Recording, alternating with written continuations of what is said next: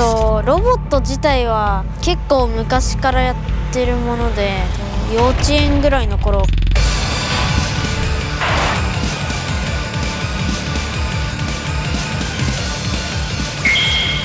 タート。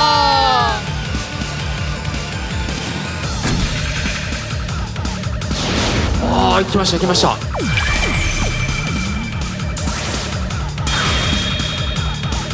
アイデア部門の優勝です。優勝できたと思うとすごく嬉しいです。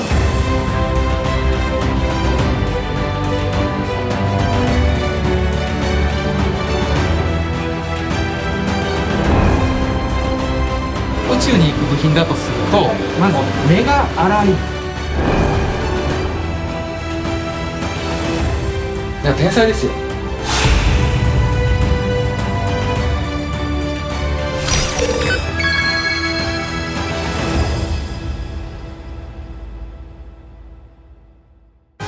こんにちは、高橋彩奈です。そして宮本そらさん、今日はよろしくお願いします。お願いします。お願いします。さらに今回は弟のスバルさんも来てくれたということで、よろしくお願いします。ありがと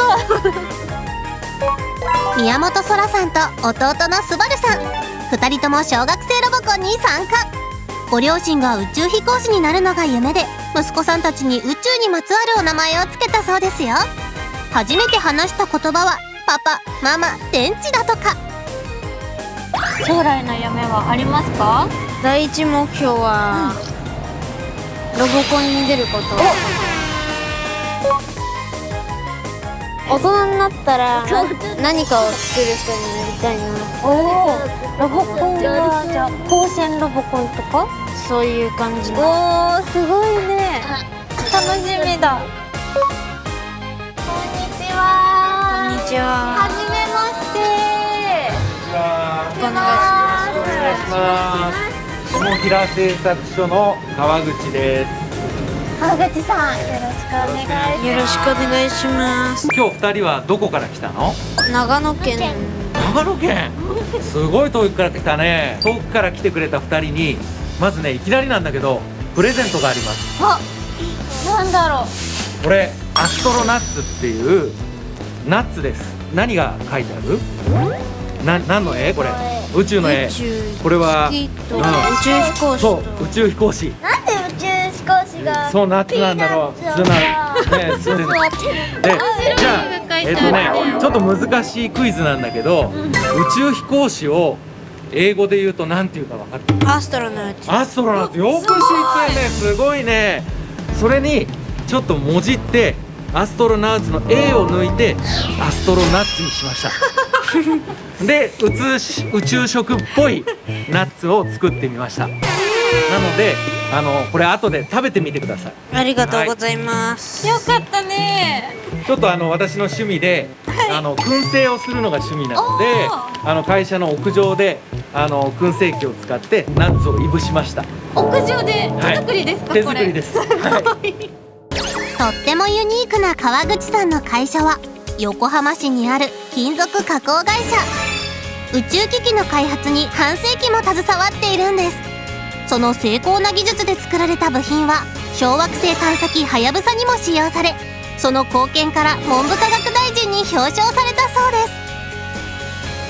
す。そんな宇宙に携わる職人さんにロボットハコッペイを見てもらうことに。これじゃあ物を運ぶのを想定して作った。小学生ロボコン全国大会では共通のキットが用意されています。この4つのモーターだけを使ってボールを運ぶロボットを作ります。どんなロボットにするかは自由。各ロボコニストたちが考えて制作していきます。大会のルールを簡単におさらい。ボールをホテルの窓に入れる手作りロボットのアイデアを評価します。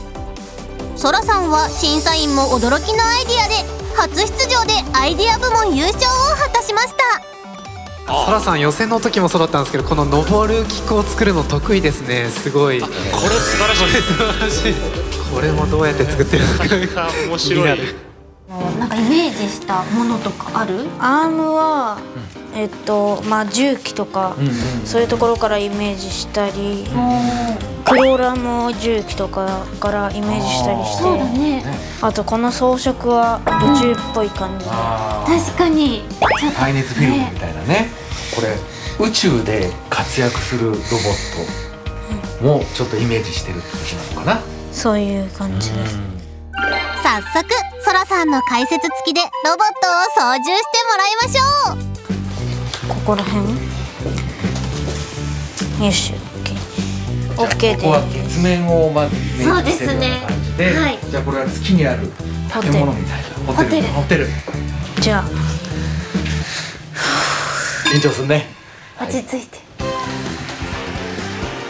まずはい進んでいって、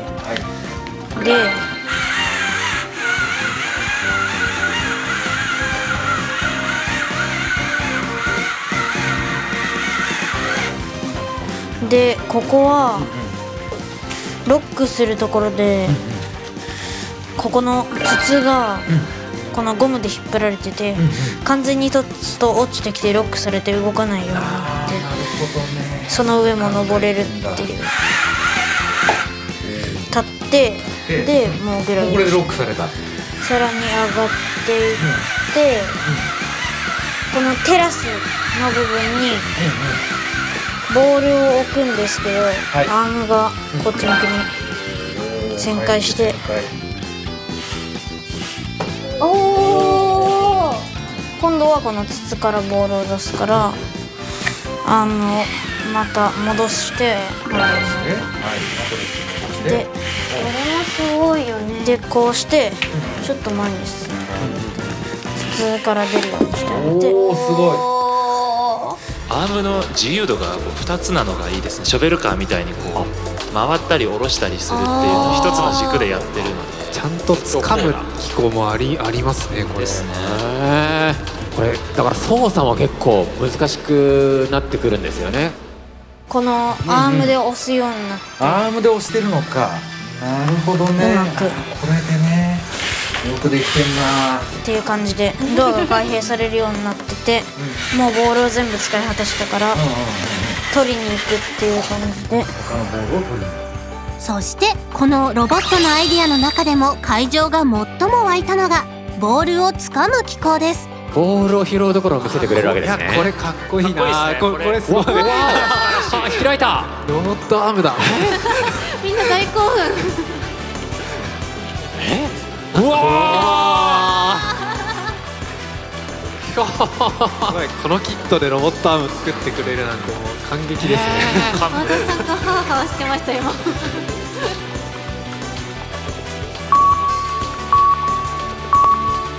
ぴったり競技終了。これ何個のモーターでできてるんだっけ4つ4つのモーターでここまで複雑な動きを自分で考えてすごくよくできてるなと思います。私がわからないぐらいの駆動部分があって驚きですね。ありがとうございます。ということで川口さんもまだわからない箱っての機構をロボコン事務局伊藤さんと一緒に掘り下げます。まず気になっていたのがこのアームを回転させる機構のこれすごいね。アームの回転はどうやっているの？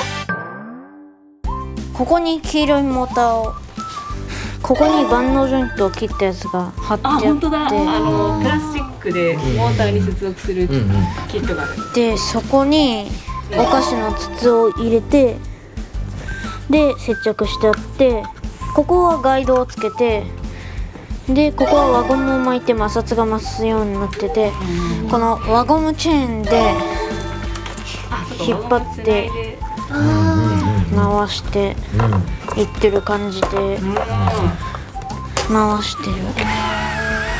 これがね、なんか大会がオンラインだったからさ、どうなってるんだってなんかアームが一つの方向に動くのは分かるんだけど、それがこっちにも動くぞってなって、もう解説のお兄さんたち困惑みたいな感じだったんでなるほどね。アームはどうやって上下させているの？このロボットアームはこの青いモーター使ってるってことですね。この青いモーターで紐を引っ張ってあって、ここに紐がつながってて、まずさっきのやつで回した後に、まあ下に下ろす時はこれを巻いてあるのをどんどん緩めていって、まず一番最初重力でこれが落ちていって、こうなるんですよ。でここにストッパーがあって、もっと緩めるとこの輪ゴムが発動して開くようになる。こんな感じで。じゃあこのロボットアームの倒す動きとこれを開く動きって一つのモーターでやってるんだ。いやだから一つのモーターで2個も3個もさっきから動くところを駆動部分を作ってるんで、それすごいなと思いますよね。いやー本当に小学生ロボコンこの今回モーター4つでこんないろんなことできないよって結構難しい課題だった。もっと使ってんじゃないかっていうからね。なんかこれ実際オンラインじゃなくてリアルで見てみて、どうしようルール違反でモーター10個とか実は使ってたなって思ってたんです。ロボットはどうやって登っていくの？そもそも上に上がっていく機構って摩擦って言ってたけど、どことどこが？まずこれが回るやつで、これを回して、これが青いモーターにつながってて、パワーが出るやつ。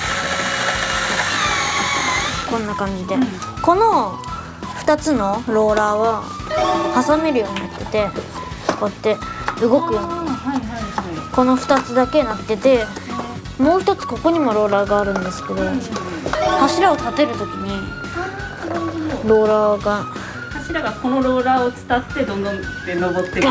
なるほどね。ってなるようになって、こんな感じで登るようになってて、これはかなり摩擦が強い素材を使ってて、こっちも摩擦が強いやつの紙を貼り付けて、強い同士で当てて、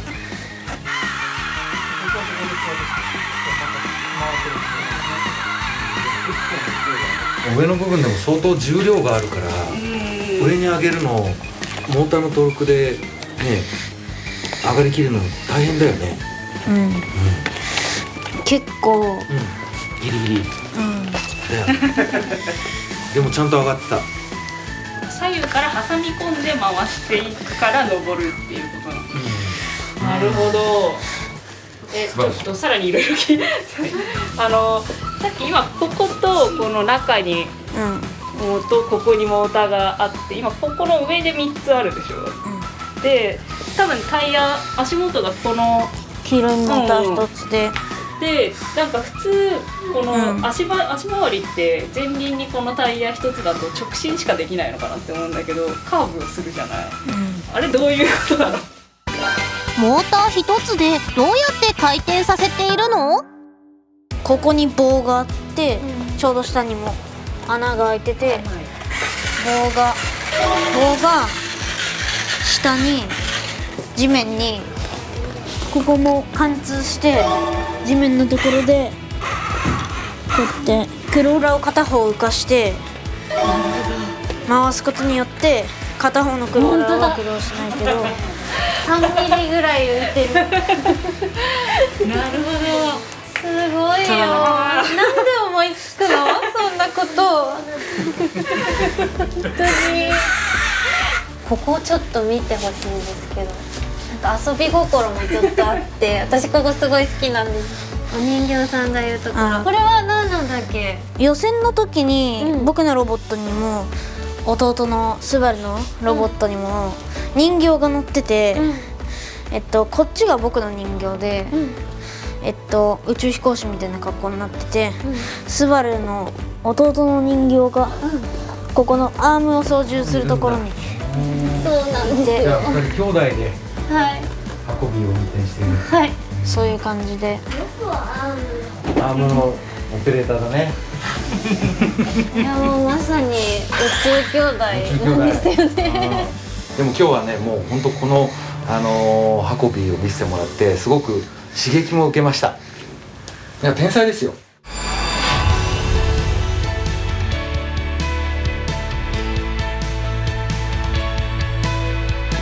天才はこの日日本の技術力に触れた。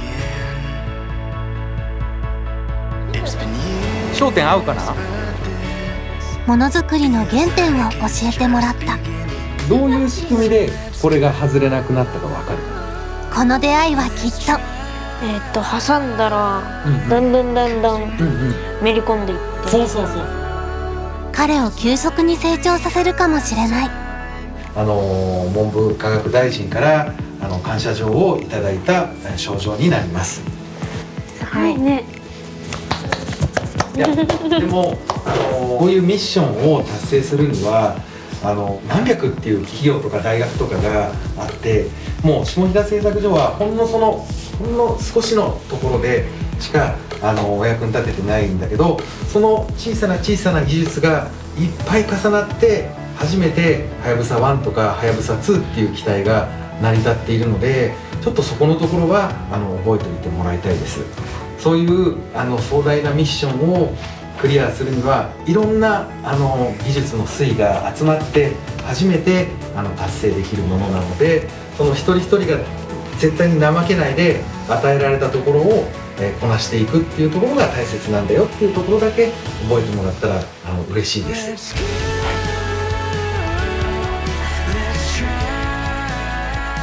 なんていうか、競技に出たりだとか、あとは人を助けたりするロボットを作りたいですね。